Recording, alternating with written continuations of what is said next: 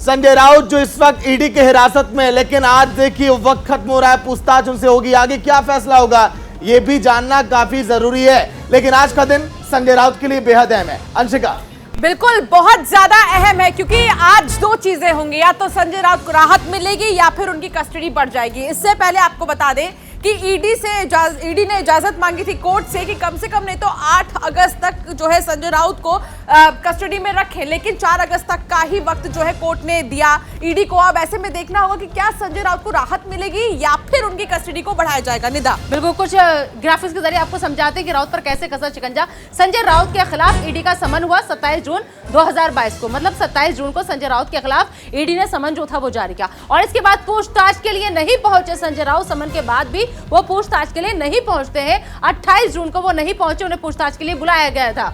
बिल्कुल, उन्होंने व्यस्तता का हवाला दिया था। 1 जुलाई 10 घंटे तक राउत से ईडी ने पूछताछ भी की, फिर 1 जुलाई को फाइनली वो गए और पूछताछ भी हुई, और वो भी 10 घंटे तक 1 जुलाई को पूछताछ हुई उनसे। फिर 20 जुलाई की अगर हम बात करें तो ईडी के समन पर संजय राउत नहीं पहुंचे थे। उन्होंने कहा वो व्यस्त चल रहे हैं और वो इस चीज को टालते गए।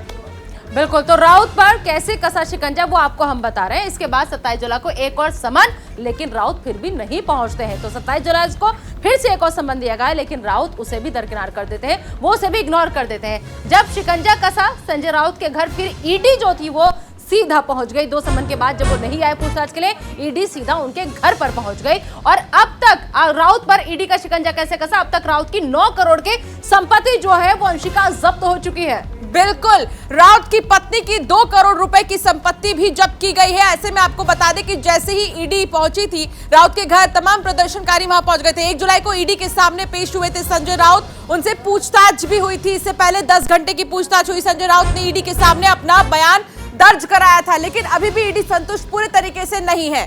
बिल्कुल, तो राउत पर लगातार ईडी का शिकंजा जो है वो कसता चला जा रहा है। हालांकि शिवसेना जो है वो लगातार मुखर है और लगातार वो सरकार पर कई आरोप प्रत्यारोप का दौर जो है वो भी चला रही है। शुभम हमारे सहयोगी इस खबर पर ज्यादा बातचीत के लिए हमारे साथ जुड़ चुके हैं। शुभम, फिलहाल समझेंगे आपको कि जिस तरीके से लगातार मुश्किलें संजय राउत की बढ़ती चली जा रही है, ऐसे में आगे की रणनीति पर लगातार शिवसेना विचार विमर्श कर रही है। अब सवाल यह है कि आगे क्या।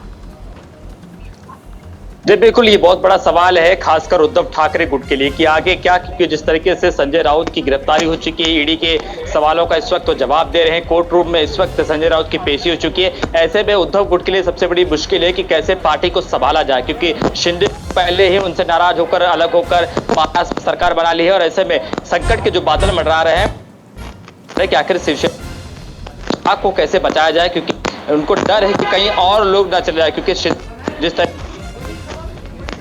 कैसा करता है जी